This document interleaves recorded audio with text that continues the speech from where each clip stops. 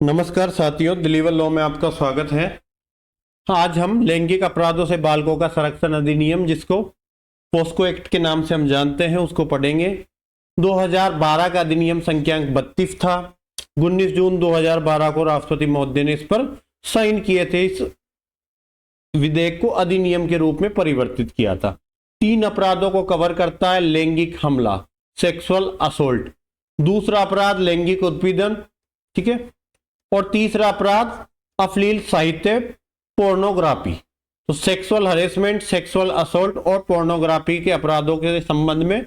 और फोर्थ, आप special court की स्थापना करने की बात करते हो बच्चों के अपराध के संबंध में। संविधान के आर्टिकल 15(3) बच्चों और महिलाओं के लिए विशेष उपबंध करने का प्रोविजन करता है।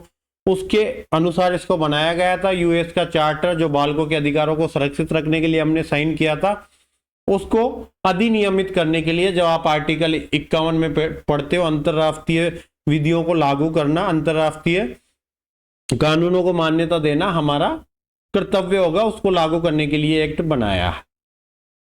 संपूर्ण भारत में इसका विस्तार है। 11 नवंबर 2012, 11 नवंबर बाल दिवस के नाम से मनाया जाता है, चिल्ड्रन डे। जवाहरलाल नेहरू का जन्मदिन होता है। तो इस 14 नवंबर 2012 को यह अधिनियम पूरे भारत में लागू किया गया। बालक की एज के संबंध में देखो तो 18 वर्ष से कम उम्र की बालक की आयु होनी चाहिए। डीए नई परिभाषा थी, चाइल्ड पोर्नोग्राफी। हिंदी में बोले तो बालक संबंधित अश्लील साहित्य। 16 अगस्त 2019 को जोड़ा गया था बालक संबंधित अश्लील साहित्य कि बालक को संलिप्त करते हुए कोई लैंगिक संबंध बनाने का आचरण का कोई भी दृश्य चित्रण जिसमें फोटो, वीडियो, डिजिटल, कंप्यूटर जनित आकृति।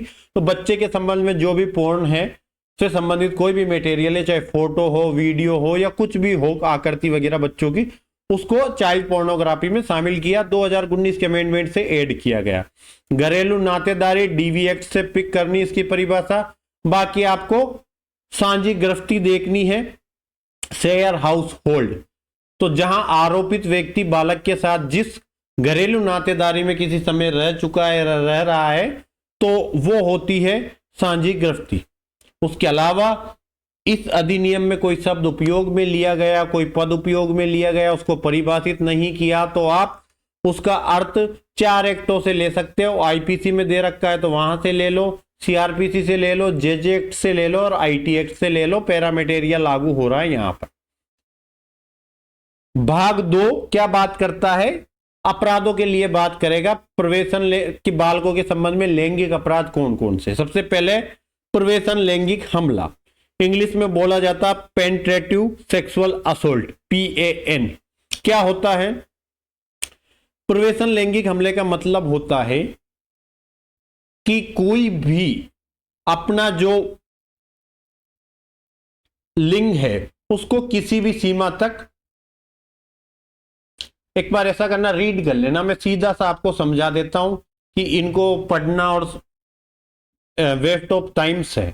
हालांकि इसी के 4 ऑप्शन में से कोई ऑप्शन बदलकर क्वेश्चन पूछ लेगा। मैंने थेफ्ट में भी ऐसा एक क्वेश्चन देखा था, हमारी थेफ्ट सीरीज चल रही थी, उसमें बड़ा अच्छा क्वेश्चन बनाया था, उसको फ्रेमिंग बहुत अच्छा किया था। तो या तो आप अपना लिंग, या आपके शरीर का कोई भी भाग, या तो अपना लिंग या शरीर का कोई भी भाग, या बालक के शरीर की किसी भाग को क्या करते हो? बालक की 4 चीजों में, बालक की योनि में, बालक के मुंह में, बालक के मूत्र मार्ग में या बालक के गूदा में प्रवेश करते हो, या बालक के साथ ऐसा करवाते हो, तो यह माना जाएगा कि आपने प्रवेशन लैंगिक हमला किया है। तो चारों चीजों को पकड़ लेना कि अपना, पर इसमें एक बार आप रीड आउट कर लेना कि कोई पॉइंट है मेरे बोलने में छूट नहीं गया हो, ठीक है। हालांकि मैं काफी ब्रॉड माइंड से पढ़ाता हूं, चाहे बात, क्योंकि हम लो फील्ड पे हैं, किसी प्रकार का हो, पर अभी हमारे पास समय नहीं है कि इसको इतना डिटेल में डिस्कस करें कि क्या चीज उसमें शामिल होगी क्या नहीं। आप एक बार रीड आउट कर लेना, 4 ऑप्शन आए तो आप एक ऑप्शन को काट दो, ठीक है। यहाँ प्रवेश करता है या ऐसा करवाता है की जगह यहाँ ऐसा नहीं करवाता आ गया, तो आपका फिर ऑप्शन गया। प्रवेशक लैंगिक हमला के लिए दंड, कि कोई भी अगर प्रवेशन लैंगिक हमला करता है, यह अपराध आप किसी भी बच्चे के साथ कर रहे हो, तो मिनिमम 10 वर्ष से लेकर आजीवन कारावास प्लस जुर्माना हो सकेगी। तो 10 year to LT plus fine हो सकेगा अगर आप किसी के साथ प्रवेशन लैंगिक हमला करते हो।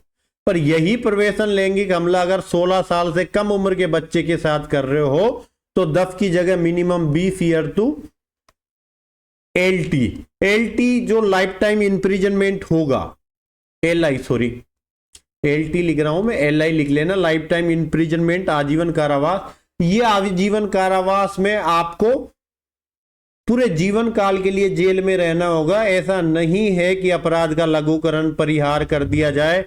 राज्य सरकार किसी प्रकार की छूट नहीं दे सकती। जो आप पढ़ते हो 428 से लेकर 432 के बीच में, वो किसी प्रकार की छूट राज्य सरकार इसमें नहीं दे सकती। 429 से 32 है क्या CRPC में, देख लेना। दंड का लघुकरण परिहार निलंबन करने की राज्य सरकार की शक्ति वाला चैप्टर है। 432 क्यों 433 तक होगा। और जो जुर्माना लगाया जाएगा वो रीजनेबल होना चाहिए, ठीक है। और उसका संदाय हमेशा महिला वो बालक के चिकित्सा व्यय की पूर्ति और पुनर्वास के लिए पीड़ित के रूप में दिया जाएगा और राज्य सरकार के पास नहीं जाता, जुर्माना बालक को रिटर्न कर दिया जाता है। तो आप सजा याद रखिए और अपराध का नेचर समझ लीजिए। गुरुतर प्रवेशन लैंगिक हमला को आप पॉइंट टू पॉइंट समझ सकते हो कि होता क्या है गुरुतर प्रवेशन लैंगिक हमला।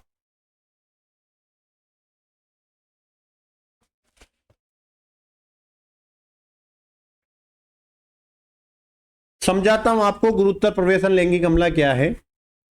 कुछ चीजें हैं, पॉइंट आउट करना, आप देखना कि कोई भी पुलिस अधिकारी द्वारा उसके थाने के परिसर में या जहां पर भी उसका प्रभाव है, जैसे अपने कर्तव्यों के अनुक्रम में वो किसी घर में घुसा, वहां पर किसी के साथ अपराध करके आ गया, रेप वगैरह, मतलब यही अपराध जो प्रवेशन लैंगिक हमला था, या उसकी पुलिस अधिकारी की वर्दी पहनकर उस वर्दी का रौब दिखा के उसने कहीं भी वो अपराध कर लिया, तो पुलिस अधिकारी द्वारा पुलिस थाने में, थाने के परिसर में जहां नियुक्त हुई है, कर्तव्य के अनुक्रम में या पुलिस अधिकारी के रूप में पहचान ज्ञात होते हुए अपराध किया जाता है।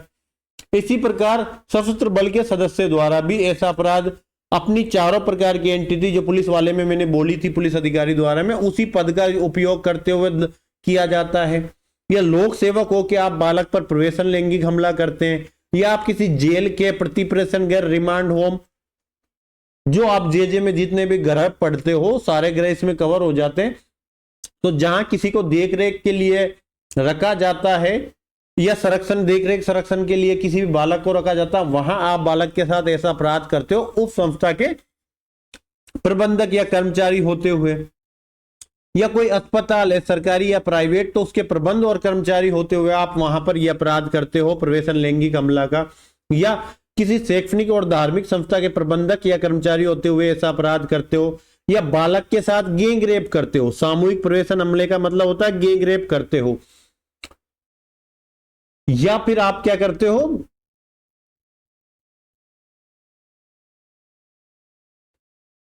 ये स्पष्टीकरण पढ़ लेना भाई, गैंग रेप के साथ है ना, या फिर आप किसी बालक पर घातक आयुध के साथ, अग्नायुध के साथ या एसिड के प्रयोग करते हुए प्रवेशन लैंगिक हमला करते हो, या बालक को घोर उपद्रव कारित करते हुए, शरीर को नुकसान या क्षति करते हुए, जननेंद्रियों को क्षति करते हुए प्रवेशन लैंगिक हमला करते हो, या किसी बालक पर प्रवेशन लैंगिक हमला करते हो जिससे बालक लंबे समय तक मानसिक या शारीरिक रूप से असमर्थ या नियमित कार्य करने के लिए अयोग्य हो जाता, या उस लैंगिक हमले के परिणाम स्वरूप क्या हो जाता, वह गर्भवती हो जाता है, या किसी प्राणघातक या संक्रमक रोग से ग्रस्त हो जाता है, HIV, या बालक की मृत्यु हो जाती है, तो वहां भी यह माना जाता है कि आपने गुरुतर प्रवेशन लैंगिक हमला किया, या आप बालक की शारीरिक या मानसिक निषक्ता का लाभ उठाते हुए उस पर, जैसे मूक बधिर बच्चों के साथ करते हो, या एक ही बालक पर आप बार बार उसी बालक पर एक से अधिक बार प्रवेशन लैंगिक हमला करते हो, या 12 वर्ष से कम आयु के बालक पर आप प्रवेशन लैंगिक हमला करते हो, या बालक के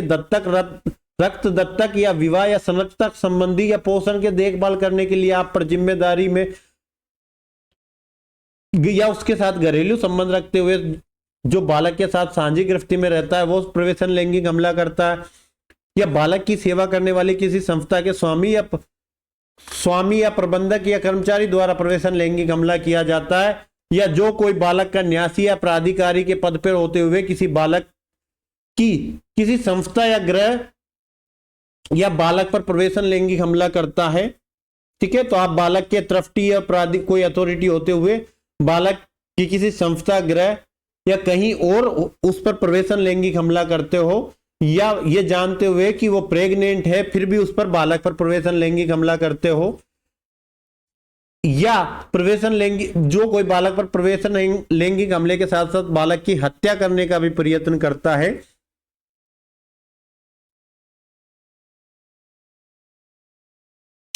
या कोई सांप्रदायिक हिंसा या पथिक हिंसा के दौरान या प्राकृतिक आपदा की स्थिति या उसी प्रकार की परिस्थितियों के अधीन आप उस पर प्रवेशन लैंगिक हमला करते हैं। जैसे कहीं पे आंदोलन चल रहा है तो वहां पर पूरा बंद है, उस दौरान आप उसका उपयोग करके किसी के साथ अपराध करते हो, अफरा तफरी मची हुई है, हिंसा मची हुई है, महिला को पकड़ के आपने अपराध कर दिया, उस भीड़ में पता नहीं लग पाता, या फिर आप पहले दोष सिद्ध हुए प्रवेशन लैंगिक हमले के लिए और उसके बाद भी आप पुनः वही अपराध करते हो, या आप बालक पर प्रवेशन लैंगिक हमला करते हुए बालक को सार्वजनिक रूप से बिना वस्त्र के विवस्त्र करते हो, या उसको नग्न करके घुमाते हो, या तो कपड़े उतारते हो उसके या उसको नग्न करके प्रदर्शन करते हो, तो यह माना जाएगा आपने प्रवेशन लैंगिक हमला किया है। कुल मिला के कि प्रवेशन लैंगिक हमला जब आप अथॉरिटी के रूप में करते हो और उस बालक के साथ वो प्रवेशन लैंगिक हमला साधारण नहीं होकर थोड़ा ग्रीवियस नेचर का हो जाता है, तो वहां ये मान लिया जाता है गुरुतर प्रवेशन लैंगिक हमला आपने किया है। ठीक है, समझ जाओ कि जब नेचर उसका थोड़ा ऐसे, आप घर के अंदर किसी बच्चे से कर लेते हो, मतलब जिसको आप जानते नहीं उसके साथ कर लिया, तो एक टच करना अलग चीज होता है, जब उसमें नेचर ज्यादा डेप्थ आ जाता है। ये सारे पॉइंट आप याद रखना, 21 पॉइंट है ये धारा 5 के अंतर्गत, और इनमें से कोई ना कोई ऑप्शन देके क्वेश्चन बनेगा।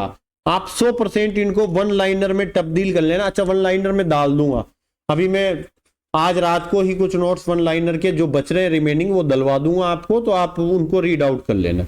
गुरुतर प्रवेशन लैंगिक हमले के लिए दंड, तो जो कोई गुरुतर प्रवेशन लैंगिक हमला करता है वो 20 साल से लेकर आजीवन कारावास तक, जो शेष मृत्यु जिसे प्राकृतिक जीवन काल के लिए उसको जेल में रहना होगा, और इसके अलावा हो सकता है 20 से लेकर आजीवन कारावास कर दे, या फिर उसको 20 और आजीवन कारावास प्लस जुर्माना, या फिर बदले में मृत्यु दे दी जाए।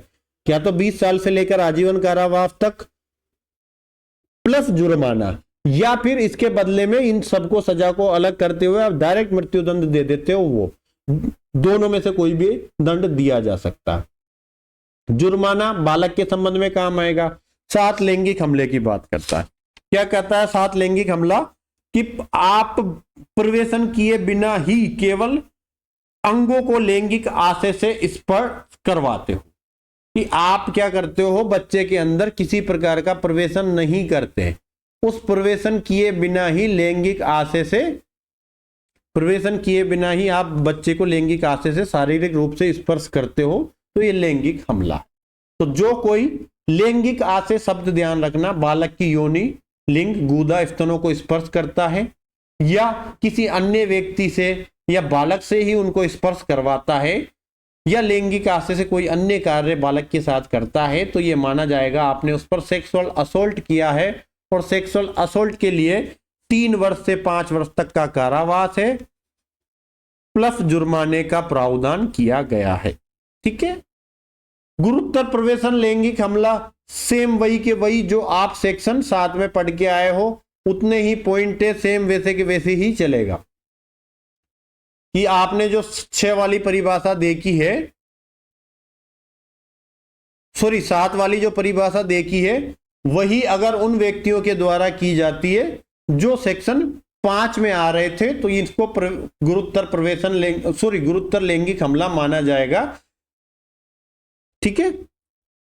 गुरुतर लैंगिक हमले के लिए दंड की बात करें तो 5 साल से लेकर 7 ईयर तक का दंड होगा, प्लस फाइन लगाया जाएगा। ठीक है।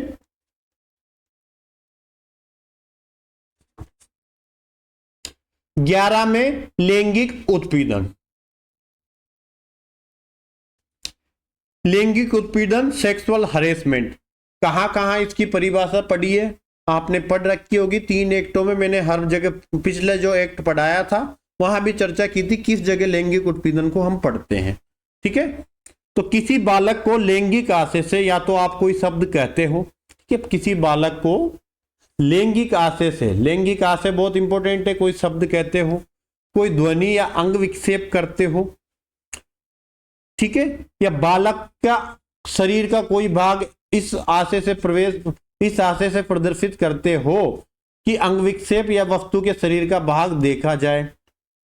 तो समझ लो सीधा सा कि किसी बालक को लैंगिक आशय से कोई शब्द कहना, कोई अंग या वस्तु उसकी प्रदर्शित करवाना, ठीक है, या बालक के अंग प्रदर्शित करवाना, या अश्लील प्रयोजनों के लिए बालक को किसी मीडिया या वस्तु को दिखाना, या बार बार या निरंतर बालक का पीछा करना, उससे संपर्क करना, या बालक को लैंगिक कृत्य में अंतर्वलित होने के लिए धमकी देना या कोई भी प्रलोभन देना, या उसके लिए प्रलोभन उसको लैंगिक या अश्लील कृत्य में शामिल होने के लिए उसको पैसा देना, परितोषण देना, ये सब क्या माना जाएगा? लैंगिक उत्पीड़न माना जाएगा। पढ़ लोगे आप लैंगिक उत्पीड़न, अच्छे से समझ में आ जाएगा। ध्यान देना इस बार विशेष रूप से कि आपको लैंग्वेज के क्वेश्चन देखने को मिलेंगे, ज्यादा डेप्थ पार्ट लैंग्वेज का है और उसी पर देखने को मिलेंगे। अभी मैं इस संबंध में रात को बात करूंगा।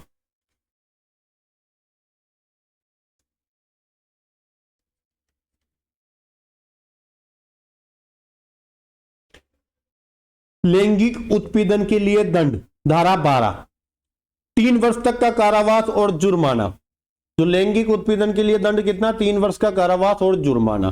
13, अश्लील प्रयोजन के लिए बालक का उपयोग। क्या होता है कि बालक की जननेंद्रियां, जननेंद्रिय क्या मतलब? जहां से जनन होता है, तो बालक की जननेंद्रियों का प्रदर्शन, उसका उपयोग वास्तविक या नकली कार्यों के लिए करना, या बालक को अशोभनीय या अश्लील रूप से उसका प्रदर्शन किसी टीवी पर किया जाता है, इंटरनेट पे करते हो, इलेक्ट्रॉनिक या मुद्रित रूप से प्रकाशित कार्यक्रम या विज्ञापन द्वारा करते हो, तो इसको अश्लील प्रयोजन के लिए बालक का उपयोग माना जाएगा। समझना दोबारा क्या कि बालक के जननेंद्रियों को आप प्रदर्शित करवाते हो, या बालक का उपयोग या नकली लैंगिक कार्यों के लिए बालक का उपयोग करते हो, जैसे बच्चों की फोन फिल्म बनाते हो अश्लील प्रयोजन के पर्पज से, ठीक है, तो वो कार्टून बनाते हो बालक के सेक्स करते हुए कार्टून बनाते हैं, या फिर बालक को अशोभनीय या अश्लील प्रदर्शित करते हो। बालक का प्रदर्शन इस प्रकार किसी टीवी पे कर सकते हो, इंटरनेट पे, इलेक्ट्रॉनिक प्रिंटिंग रूप से कोई कार्यक्रम या विज्ञापन में भी इस प्रकार का प्रदर्शन किया जाता है, तो वो अश्लील प्रयोजन के लिए बालक का उपयोग माना जाएगा। ठीक है,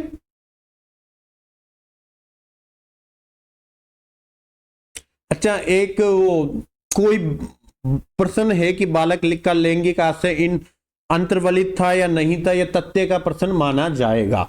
ठीक है, देख लेना एक बार इसमें। तो 14 को मैंने 13 को बता दिया, अश्लील प्रयोजन के लिए बालक का किस प्रकार उपयोग किया जाता है।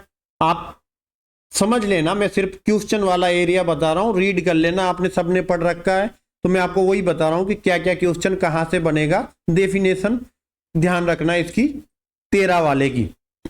उसके बाद 14, अश्लील प्रयोजन के लिए बालक का उपयोग करने पर दंड। तो अगर आप अश्लील प्रयोजन के लिए बालक का उपयोग कर रहे हो तो प्रथम दोष सिद्धि पर 5 वर्ष से लेकर 7 वर्ष तक का, 5 वर्ष से लेकर न्यूनतम 5 वर्ष तक का और जुर्माने का कारावास। तो न्यूनतम मिनिमम 5 वर्ष से लेकर कारावास और अधिकतम कितना भी जा सकता है, कोई लिमिट नहीं है, प्लस जुर्माना। और अगर बाद में पश्चातवर्ती दोष सिद्धि होती है, दूसरी बार आप पोर्नोग्राफी में पाए जाते हो, तो 7 वर्ष से कम की नहीं होगी और जुर्माने तक जाएगी। जैसे शिल्पा शेट्टी के पति राज कुंद्रा, इसके लिए उन पर एलिगेशन लगा था, बाद में उनको बाइज्जत बरी कर दिया गया था। तो अश्लील प्रयोजन के लिए बालक का उपयोग करते हो। पर आपने किसी बालक के साथ अपराध भी किया और उसके वीडियो बना के आपने इंटरनेट पे भी डाल दिया, तो अपराध तो कहां आ जाएगा? धारा 3 या 5 में आ जाएगा। ठीक है, प्रवेशन लैंगिक हमला या गुरुतर प्रवेशन लैंगिक हमला में। तो वहां आपको धारा 3, 5, 7 और 9 के अधीन अपराध होते हुए जहां उसके लिए सजा है जो 4, 6, 8, 10 उसमें भी दंडित करेंगे। तो जहां आपने अपराध भी किया और उसका फिल्म बना के इंटरनेट पे डाल दी, तो अपराध करने की सजा है जो 4, 6, 8, 10, उसके अधीन भी आपको दोष सिद्ध करके सजा देंगे और उसके साथ साथ आपको धारा 14 के अधीन भी सजा दी जाएगी। धारा 15 बालक को सम्मिलित करते हुए अश्लील सामग्री के भंडारण के लिए दंड, कि जो कोई बालक से संबंधित, बालक को सम्मिलित करते हुए का मतलब है कि बालक को से संबंधित किसी प्रकार की अश्लील सामग्री का भंडारण करते हो तो आप पर क्या कारावास हो सकता है। तो अगर आप बालक से संबंधित कोई भी फोन फिल्म को शेयर या संचालित करने के आशय से अपने पास रखते हो, शेयर या संचालित करने के आशय से, ठीक है, तो आपको न्यूनतम 5,000 का जुर्माना प्रथम बार दोष सिद्धि पर, ठीक है, और बाद में दोष सिद्ध होने पर न्यूनतम 10,000 का जुर्माना लगाया जाएगा। किस प्रयोजन से? किसी को शेयर करने के लिए या उसको पारित करने के आशय से बालक की अश्लील सामग्री को अपने पास भंडारित रखते हो, ठीक है। दूसरा कि किसी भी तरीके से आप उसको संचारित करते हो, मतलब आपने अश्लील सामग्री की कोई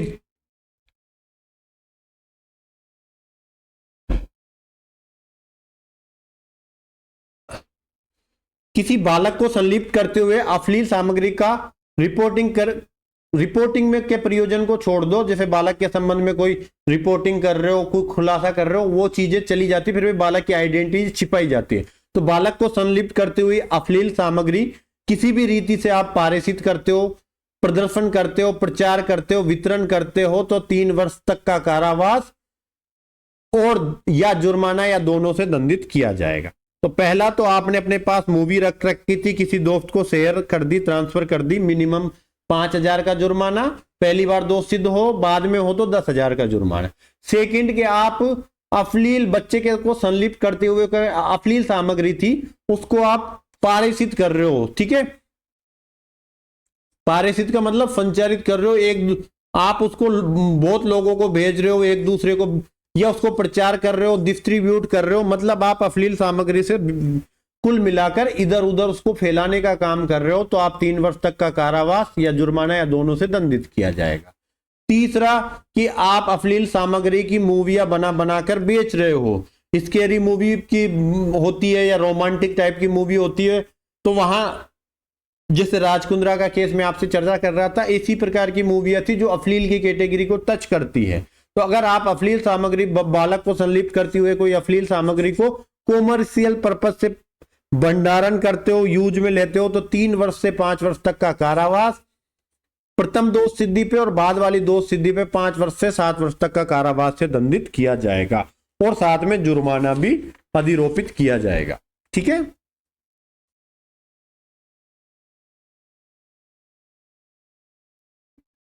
यहां या जुर्माना या दोनों है, पश्चातवर्ती दोष सिद्धि पर प्लस में जुर्माना है, देख लेना एक बार।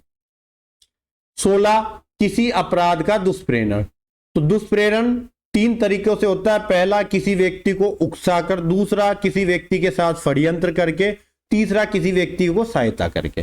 तो कोई व्यक्ति किसी अपराध का दुष्प्रेरण करता है, यदि वह व्यक्ति को उकसाता है या अपराध को करने का षड्यंत्र करता है, ठीक है, या फिर आप उसमें को सहायता करते हो, तो यह अपराध का दुष्प्रेरण होता है। 3 स्पष्टीकरण दे रखे हैं, रीड आउट कर लेना स्पष्टीकरण क्या क्या है। दुष्प्रेरण, अगर आप किसी बालक के संबंध में इस अधिनियम में जो भी अपराध बता रखे हैं उनका दुष्प्रेरण करते हो, इस अधिनियम के किसी अपराध का दुष्प्रेरण करते हो जिससे दुष्प्रेरित कार्य हो जाता है, उस दुष्प्रेरण के फलस्वरूप दुष्प्रेरित कार्य हो जाता है, तो आपको उसी दंड से दंडित किया जाएगा जिसके लिए जिस अपराध के लिए दंड बता रखा है। तो अगर दुष्प्रेरण के फलस्वरूप दुष्प्रेरित कार्य हो जाता है तो जो मुख्य अभियुक्त को सजा दी है वही आपको दुष्प्रेरण के लिए मिलेगी। किसी अपराध को करने के प्रयत्न के लिए दंड, तो आप यदि अपराध को करने का प्रयत्न कर रहे हो तो इस अधिनियम में दंडनीय किसी अपराध को करने का प्रयत्न करोगे या किसी अपराध को या किसी अपराध को करवाएगा या प्रयत्न के अपराध करने हेतु कोई कार्य करेगा। बहुत गंदी लैंग्वेज लिखते हैं ये लोग। मैं आपको डायरेक्ट बता देता हूं क्या लिखा हुआ है कि आप अपराध को करने में का प्रयत्न करते हो या किसी अपराध को करवाएगा या ऐसे प्रयत्न में अपराध करने का कोई कार्य करेगा, या तो अपराध करने के संबंध में किसी प्रकार का कार्य करते हो आप, या डायरेक्ट ही अपराध करने का प्रयत्न करते हो, या आप अपराध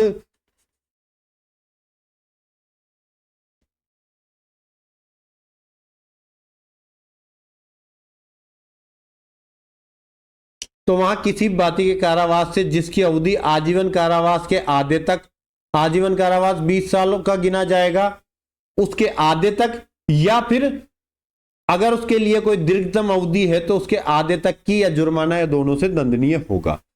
तो यदि ऐसे कारावास के लिए जिसकी में आजीवन कारावास, मैक्सिमम आजीवन कारावास की सजा है तो आजीवन कारावास के आधे तक, और अगर अपराध के लिए कारावास में अधिकतम दंड दे रखा है कि मैक्सिमम इतना दंड हो सकेगा दीर्घतम अवधि, तो वहां उसके आधे तक के लिए की सजा या जुर्माने या दोनों से दंडनीय होगा।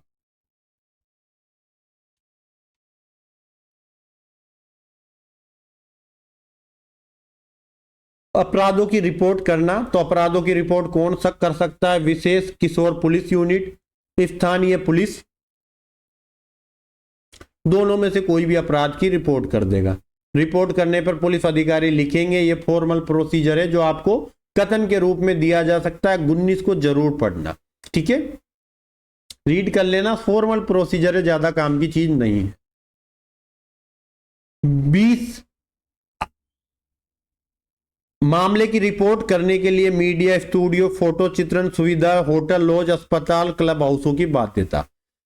कि मीडिया, होटल, लॉज, अस्पताल, क्लब, स्टूडियो, फोटो चित्र सुविधा वाले कार्मिक जितने भी हो, चाहे उनका नाम ज्ञात हो या नहीं हो, चाहे उनकी नियोजित होने की संख्या कितनी भी हो, सभी इंस्टीट्यूट, चाहे मीडिया हाउस हो, लॉज हो, अस्पताल हो, सभी प्रकार के जो भी इंस्टीट्यूशंस हैं, उनकी ये जिम्मेदारी है कि अगर उनको किसी प्रकार की जानकारी आती है, ठीक है, ऐसी सामग्री, वस्तु, किसी माध्यम से उसको बालक के लैंगिक शोषण संबंधित कोई भी जानकारी प्राप्त होती है, तो वो विशेष किशोर पुलिस यूनिट या स्थानीय पुलिस यूनिट को उसकी रिपोर्ट करेंगे, ठीक है। धारा 21 मामले की रिपोर्ट करने और अभिलिखित करने में विफल रहने पर दंड। कि 19(1) में अगर आप रिपोर्ट करने में या धारा 20 के अधीन रिपोर्ट करने में विफल रहे हो, ठीक है, 19 में एक बार मैं रीड कर देता हूं आपको कि अगर कोई व्यक्ति है जिसको यह आशंका है कि बालक के साथ कोई अपराध किए जाने की संभावना है या अपराध किया गया है, तो वो दोनों को जानकारी देगा, या तो विशेष किशोर पुलिस यूनिट को या स्थानीय पुलिस को। तो ये 19(1) में अगर आपको ये जानकारी थी बालक के संबंध में अपराध हुआ और आपने ऐसी जानकारी पुलिस को नहीं दी, या धारा 20 के अधीन जो मीडिया हाउस, लॉज वगैरह, अस्पताल के प्रबंधक, जिसको भी ऐसे अपराध किए जाने की जानकारी थी, क्योंकि इस पर इसलिए बाध्यता जारी मीडिया को पता होता है और किसको पता होता है, ये फोटोग्राफर्स वगैरह, इनको पता होता है, होटल के अंदर अपराध होता है उनको पता होता है, अस्पताल वालों को पता होता है, क्लब हाउसों के अंदर अपराध होते हैं उनको पता होता है, तो उनको सूचना देने की बाध्यता है। तो अगर ऐसी सूचना 19(1) में अगर किसी व्यक्ति ने नहीं दी, 20 में किसी इंस्टीट्यूशन ने नहीं दी, या 19(2) के अधीन पुलिस अधिकारी अपराध की सूचना को अभिलिखित करने में असफल रहा, उनको सूचना मिली कि बालक के संबंध में अपराध हुआ, उसने रिपोर्ट नहीं लिखी, तो 6 माह तक का कारावास या जुर्माना या दोनों से दंडित किया जाएगा। 6 मंथ या फाइन या बोथ से आपको दंडित किया जाएगा।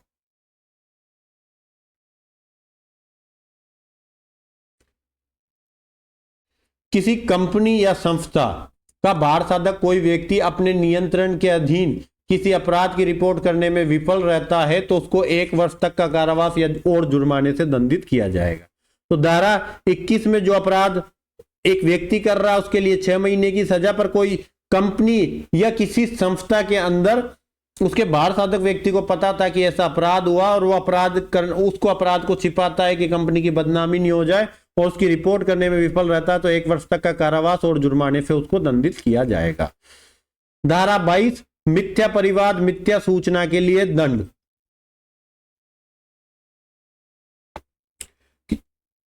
6 माह तक का कारावास या जुर्माना या दोनों से दंडनीय होगा अगर कोई धारा 3, 5, 7, 9 के अंतर्गत मिथ्या परिवाद करता है या कोई मिथ्या सूचना देता है जिससे बालक भी इन्वॉल्व होता, बालक भी बदनाम होता है, या किसी व्यक्ति को आप उस पर बालक के साथ अपराध करने का एलिगेशन लगाते हो, वो व्यक्ति बदनाम होता, तो इन मामलों में मिथ्या परिवाद या मिथ्या सूचना देने के लिए 6 माह तक का कारावास या जुर्माना या दोनों से दंडित किया जाएगा। ठीक है, 6 माह तक का कारावास या जुर्माना या दोनों से दंडित किया जाएगा 22 के अंदर।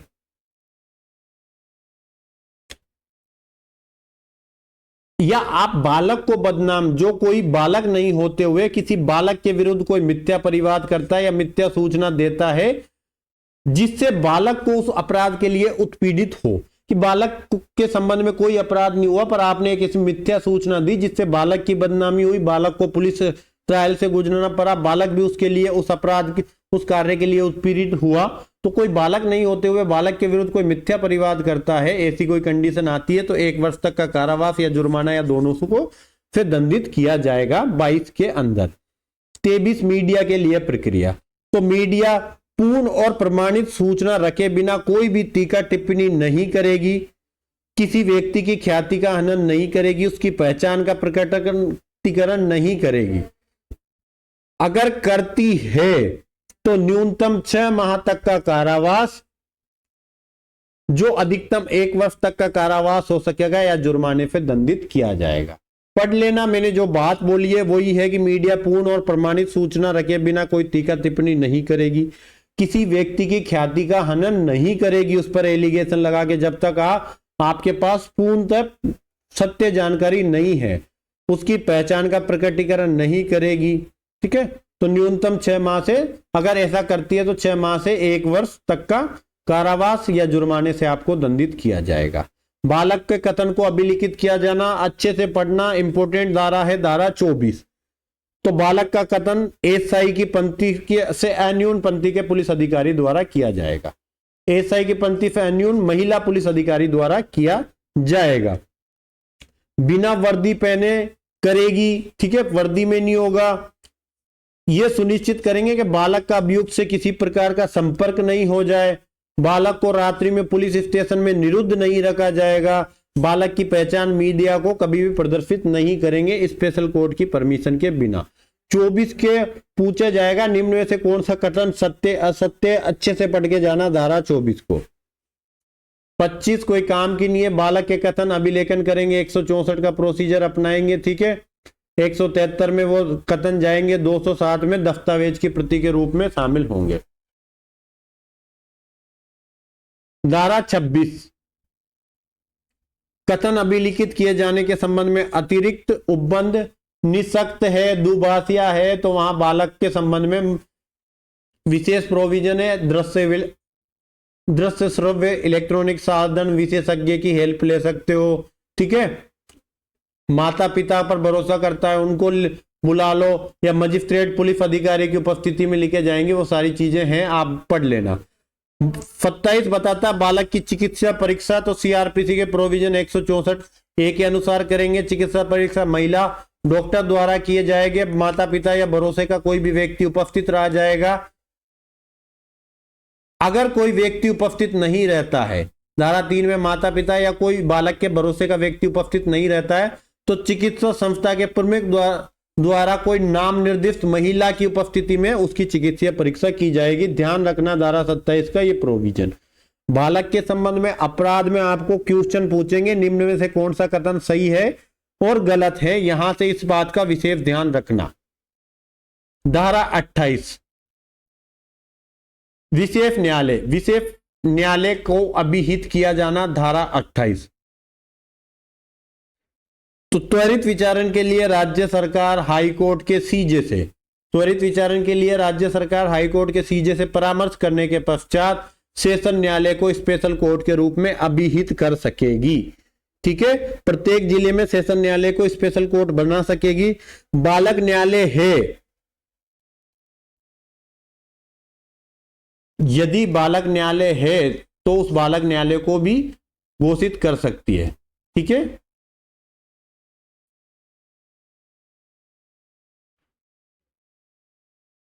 परंतु यदि किसी सेशन न्यायालय को या किसी अन्य विधि के अधीन कोई विशेष न्यायालय को बालक न्यायालय के रूप में अधिसूचित कर दिया है तो इस धारा के अधीन उसको, यदि किसी सेशन कोर्ट को चिल्ड्रन कोर्ट घोषित कर रखा है तो इस धारा के अधीन उसी चिल्ड्रन कोर्ट को स्पेशल कोर्ट मान लिया जाएगा।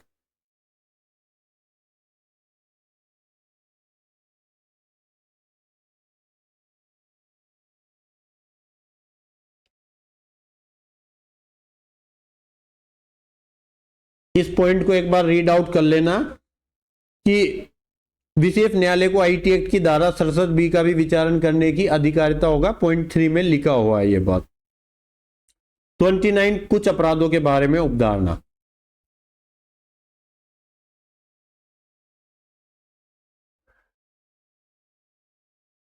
क्या उपधारणा है?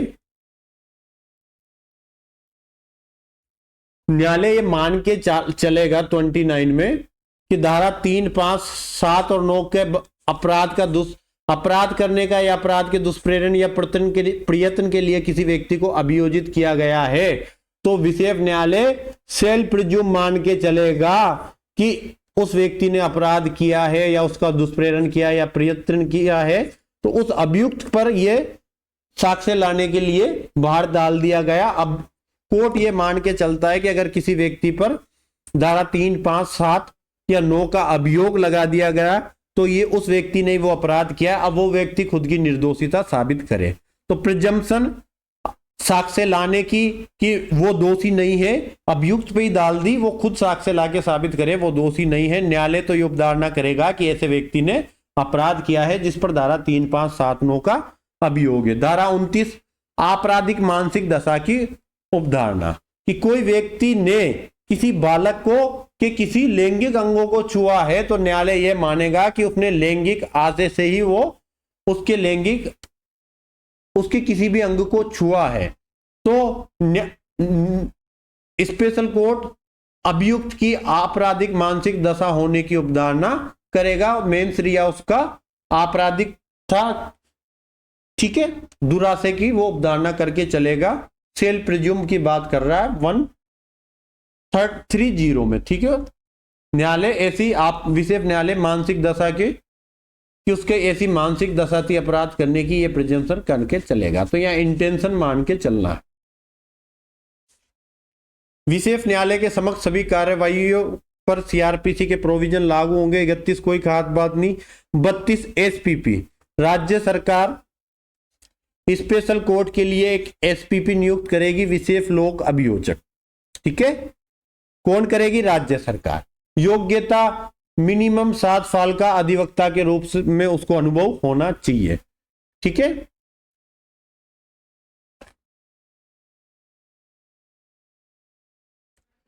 विशेष न्यायालय की प्रक्रिया और शक्तियां कोई खास बात नहीं है। विशेष न्यायालय उसको सुपुर्द किए गए अपराध का संज्ञान परिवाद पुलिस रिपोर्ट पर ले सकेगा, ठीक है। एक बार रीड आउट करने लायक चीज है, रटने वाली कोई चीज नहीं है। हेडिंग पूछ सकता है, बाकी अंदर से क्वेश्चन पूछने की संभावना कम है। पर एक बार रीड कर लिया करो कि कोई क्वेश्चन आए तो आपको आइडिया हो जाए कि यह ऑप्शन कटने लायक है या नहीं। 34 बालक द्वारा अपराध किए जाने और विशेष न्यायालय द्वारा आयु का अवधारण करने के मामले में प्रक्रिया। बालक द्वारा अपराध किए जाने पर उसे जेजे एक्ट 2015 के अधीन कार्रवाई करेंगे, ठीक है। बालक ने अपराध कर दिया तो जेजे एक्ट के अधीन बालक को ट्रायल किया जाएगा। अगर एक बालक के द्वारा दूसरे बालक के साथ लैंगिक अपराध किया जाता है, ठीक है, बालक 18 वर्ष के कम उम्र का कोई बालक है वो दूसरे के साथ लैंगिक अपराध करता है तो बालक को जेजे एक्ट के अधीन डील किया जाएगा और विशेष न्यायालय द्वारा बालक की आयु का समाधान किया जाएगा। ये बात यहां पर लिखी, ठीक है। ऐसे बालक के द्वारा कोई अपराध बालक द्वारा करते हैं, जेजे एक्ट के अधीन डील करेंगे। बालक के साक्ष्य को अभिलिखित और निपटारा करने की अवधि। तो बालक यहां से क्वेश्चन ऑब्जेक्टिव बनेगा, इंपॉर्टेंट है, इसको ध्यान रखना। बालक के साक्ष्य को विशेष न्यायालय द्वारा अपराध का संज्ञान किए जाने से 30 दिन के अंदर लिखा जाएगा।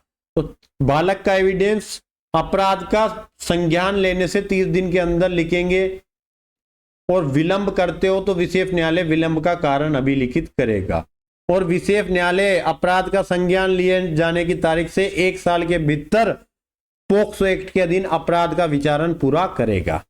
धारा 36 साक्ष्य देते समय बालक को अभियुक्त को नहीं दिखाना, तो यहां अभियुक्त को नहीं दिखाया जाएगा, यह सुनिश्चित करेंगे। और उसी समय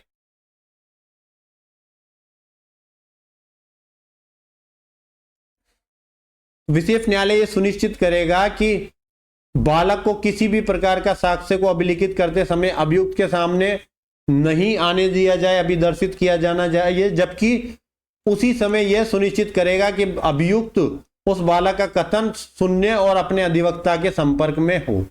तो बालक का अभियुक्त से आमना सामना ना हो, पर बालक के कथन अभियुक्त सुन ले और अपने अधिवक्ता से भी उस समय संपर्क में हो, तो अभिवक्ता की उपस्थिति में बालक के कथन अभिलिखित किए जाते हैं। ठीक है, इसके लिए आप चाहे तो वीडियो कॉन्फ्रेंसिंग का यूज ले लो, एकल दृश्य पर्दा का यूज ले लो, या कोई अन्य साधन का यूज ले लो, ताकि बालक का अभियुक्त से सामना न हो। धारा 27-37 क्या बात करती है? विचारण का बंद कमरे में संचालन और बालक की परीक्षा के लिए कमीशन निकालना। धारा 37 में कैमरा ट्रायल और कमीशन। 38 बालक का साक्ष्य अभिलिखित करते समय किसी दुभाषिया या विशेषज्ञ की सहायता लेना। हेडिंग देख लेना, कोई ज्यादा काम की चीज नहीं है। धारा 39 विशेषज्ञ आदि की सहायता लेने के संबंध में बालक को मार्ग निर्देश राज्य सरकार द्वारा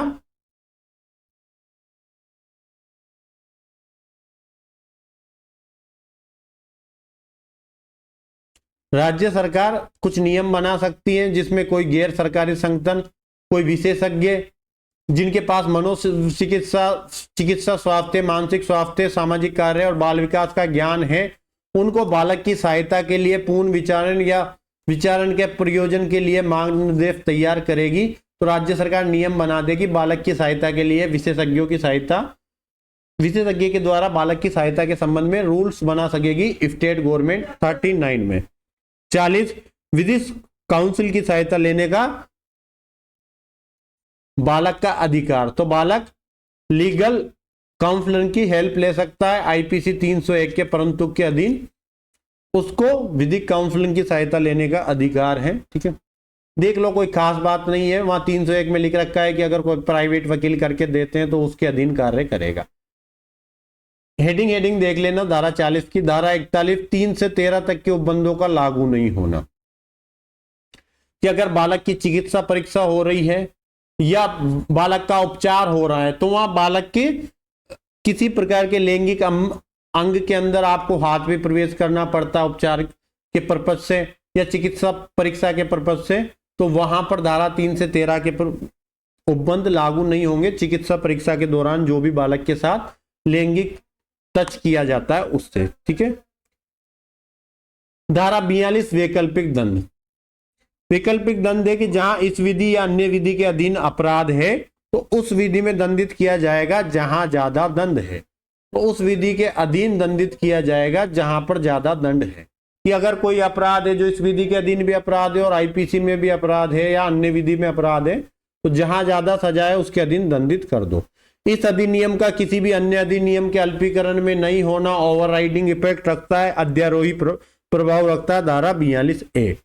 धारा 43 अधिनियम के बारे में लोक जागरूकता। तो केंद्र सरकार और राज्य सरकार सुनिश्चित करेंगे कि इस अधिनियम के संबंध में समय समय पर जागरूकता लाई जाए और बाल अधिकार संरक्षण आयोग को रिपोर्ट बनाकर इस अधिनियम के अधीन जागरूकता लाने के लिए क्या क्या कार्यकलाप किए उसकी रिपोर्ट बनाकर भेजेंगे। नियम बनाने की शक्ति केंद्र सरकार के पास है।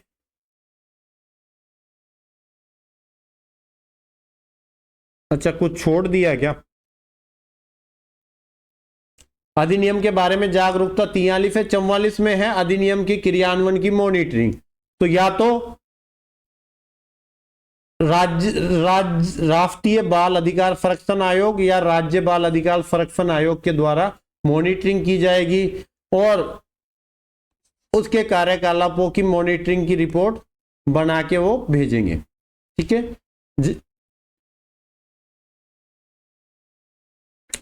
45 में केंद्र सरकार की नियम बनाने की शक्ति है और धारा 46 में कठिनाइयों को दूर करने की शक्ति। पोक्सो एक्ट में 2019 में संशोधन हुआ था, 16 अगस्त 2019 से वो संशोधन लागू हुए थे, बाकी इसमें कोई काम की चीज नहीं है।